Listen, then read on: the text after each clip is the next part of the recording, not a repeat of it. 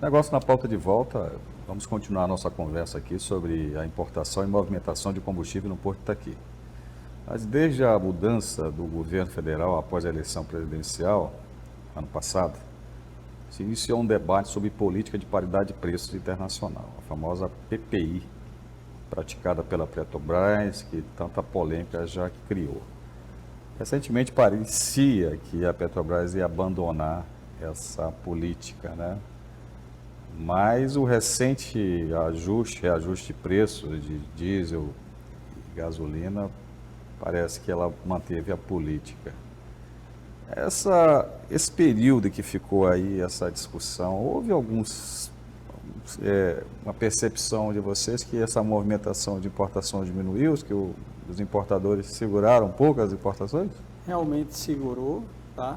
Porque a diferença do preço do diesel importado, principalmente diesel, no diesel importado, diesel nacional, ficou quase R$1. Então ficou muito alto.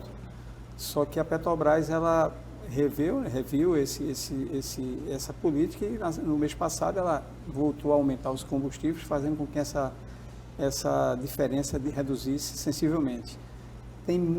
Como o Brasil tem déficit de refino, eu acho que ainda tem uma defasagem. Ainda tem uma defasagem, mas é uma defasagem que já anima o importador. A gente conversa com muita trade e eles já estão mais animados para querer importar, mas ainda estão num compasso de espera para saber, ter um norte do que é que realmente a Petrobras quer para o mercado brasileiro. Se ela vai voltar à política antiga ou se ela vai ficar fazendo essa política de aumentar a defasagem e depois diminuir. Isso aí, por enquanto, tem cenas dos próximos capítulos. Por enquanto está vencendo o pragmatismo, né? Por enquanto está sendo pragmatismo político, né? Então, infelizmente, tem isso, mas a gente espera, porque o Brasil tem déficit no refino, e se não importar, vai faltar produto, e aí vai ser pior.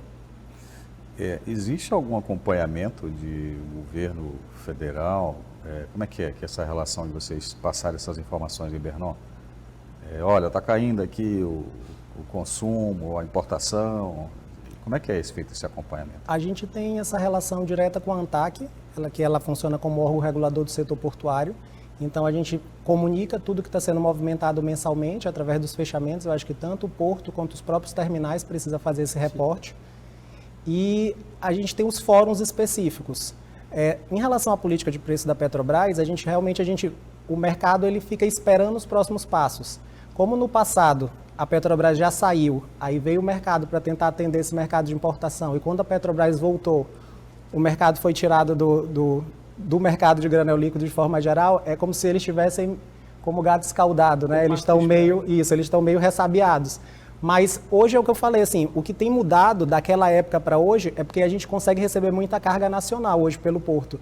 Então, a gente está criando logísticas de internalização de combustível com refinarias, como a refinaria da Bahia, Mataripe. Então, ela já está vendendo direto para o cliente final, então a gente não sente essa queda brusca na movimentação do porto, porque são cadeias consolidadas. A verdade é que, como a gente tem essa deficiência de refino, os caminhões precisam de combustível, os negócios precisam do combustível, então o combustível vai ter que chegar com a Petrobras ou sem a Petrobras. Então, esse debate ele influencia muito mais na oscilação do preço e na instabilidade do investidor de investir nos negócios de granel líquido do que, de fato, pelo menos na movimentação desse ano. Esse ano a movimentação de internalização está crescendo, acho que em torno de 6%, 7%, o que é positivo para um ano que a gente está tendo transição de governo, mas as pessoas estão continuando investindo. Aqui tem um investidor, a Santos Brasil tem investido forte no porto, e a gente tem alguns outros terminais que ainda continuam buscando o mercado. Então, para mim, essa política trouxe uma oscilação de preço, ela trouxe uma instabilidade, mas consequências efetivas a gente não visualizou tanto nos números do porto e nos investimentos que são realizados para poder viabilizar essa logística. Agora, em termos de internalização, tirando a cabotagem, você faz hoje por ferrovias, né? Isso. Já fazia pela São Luís Teresina, da Transnordestina Logística, né, da TNL, e com a conclusão da Norte-Sul, houve um aumento dessa movimentação. A Vale já fazia isso, a movimentação para consumo próprio, né? Já alguma descida aí em região centro-oeste por ferrovia de combustível? Sim, hoje tem vários terminais de granéis líquidos em Porto Nacional, que fica no Tocantins. Então, o Porto Nacional virou um hub de granéis líquidos. Então, essa carga vem pelo Itaqui, vai para Porto Nacional, algumas chegam aí a Anápolis, que é no Goiás, e de lá vai por caminhão. A gente hoje tem combustível que chega em São Paulo e Brasília. Então, ele consegue descer bem mesmo para a região centro-oeste, chegando até alguns estados da região sudeste. Mas ferrovia? Chega de ferrovia até o Tocantins e Goiás. E do Tocantins e Goiás vão para os terminais que ficam situados lá, e aí por rodovia vão para o destino final. Porto Nacional começou a operar uns 4 anos atrás, 4, 5 anos atrás, com a VLI, né, o braço de logística da Vale, e vem sempre aumentando o escoamento. Teve agora essa interligação da Norte-Sul, mas eu creio que essa demanda para chegar mais além via ferrovia, eu creio que ainda vai passar por uns acertos entre a Vale e a própria Rumo, né? Porque a Rumo é que tem o braço da ferrovia que liga o norte com o sul. Então, eu acho que isso ainda vai carecer de um tempo de negociações entre esses operadores logísticos. Porto Nacional ele surgiu como uma promessa, 4 anos atrás, como o Arthur falou. Então, teve os primeiros terminais, acho que a Granel Química foi um dos primeiros terminais que investiu lá, mas logo se observou que existia uma demanda muito grande por combustível naquela região. E a gente conseguir trazer o combustível no transporte aquaviário, jogar na ferrovia, já consegue reduzir muito o custo dele quando chega lá em Porto Nacional. Então, esse trecho final diminuiu o custo logístico do combustível como um todo. Então, se expandiu logo. Então, começou com um terminal da Granel e depois já todas as grandes distribuidoras já passaram a instalar terminais na região. Isso. E até as pequenas também. E as pequenas também. Hoje há uma internalização também para a Amazônia, né? Esse é feito por cabotagem. Sim. E ele vai até onde? Vai até Barcarena? Taquatiara. Itacoatiara. Hoje, Manaus. Normalmente, os navios vão para Amazonas, Pará e Ceará, que são berços com calados menores. Normalmente, Manaus, Itacoatiara, esses portos são que mais recebem combustível. Miramar e Belém também. Miramar em Belém, e de lá internaliza via caminhão. Sim. Há uma possibilidade com a conclusão, se é que vai acontecer, o Arthur Camargo, que é pernambucano, deve acompanhar isso mais de perto, a famosa transnordestina, chegar até o Porto de Suape, de haver uma malha aí de distribuição via ferrovia. Estamos aguardando aí da finalização dessa ferrovia e também da requalificação da antiga das antigas ferrovias da Refesa, né, que ainda... Olha, eu creio que se isso for concluído vai levar muito tempo, porque já se falou muito, né, não é de agora, mais um relançamento que vai ser feito, mas eu sou meio reticente para esse projeto. Eu tenho minhas dúvidas. Claro que se for ótimo, porque Suape, eu trabalhei em Suape também, tem lá a estrutura de ferrovia, mas que há muito tempo não é utilizada. Acho que falta demanda para essa ferrovia, né? É uma ferrovia muito longa. Sim, bastante longa. Que falta carga para movimentar, né? Também. Aí, quem sabe Itaqui consegue mandar mais carga para aí, né, Breno? Eu acho que, na verdade, saindo essa ferrovia da Transnordestina, ela vai trazer um pouco mais de competitividade para o Porto do Rio Grande do Norte, de Suape, da Bahia, que são portos com calados menores, mas tem essa dificuldade de integrar o transporte aquaviário com o ferroviário.